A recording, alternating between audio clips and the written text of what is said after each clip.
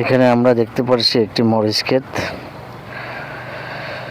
অনেক খানিক মরিচ গাছ লাগিয়ে রাখছে, মোটামুটি অনেক সুন্দর মরিচ ধরে আছে, কাঁচা মরিচ।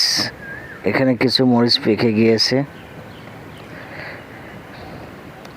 অনেক অনেক সুন্দর, অনেক পরিমাণের মরিচ ধরে আছে, আপনারা দেখতে পাচ্ছেন। বর্তমানে কাঁচামরিচের ভালো দাম। কাঁচামরিচ কিছু কিছু সময় কাঁচামরিচের বাজারে আগুন ধরে যায়, তাই কম বেশি যেখানে লাগালে হয় সেসব জায়গায় লাগানো উচিত।